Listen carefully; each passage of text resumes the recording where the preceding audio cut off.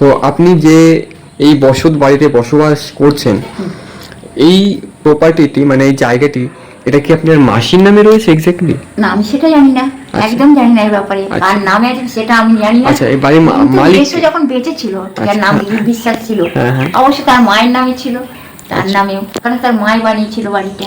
সেক্ষেত্রে ছেলের প্রাপ্য।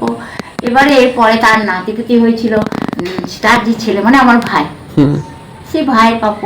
এবার সেই ভাই আসলে তো সেই অবস্থা যে আমার ছেলে মেয়ের সঙ্গে হয়, আমার ভাইয়ের সাথে তাই, সে মাসির সঙ্গেও তাই, তো আমার সঙ্গেও সেই তাই। আমি তো থাকি এবারে থেকে, আমার সঙ্গে যে ধরনের ওদের চাষম করছে, আমার গিরির ব্যবহার বলো বা নির্দয়তা বা অন্যায় অত্যাচার টর্চার, মানে ভালো মানুষকে ঘরের নেতা বানানো, পামোচা বানানো, যা পরিস্থিতি তাদের সঙ্গে তাই হয়েছিল, তাই হয়েছে।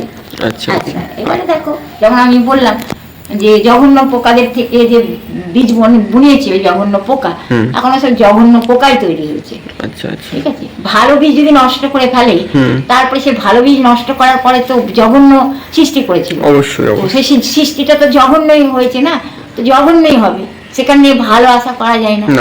তাহলে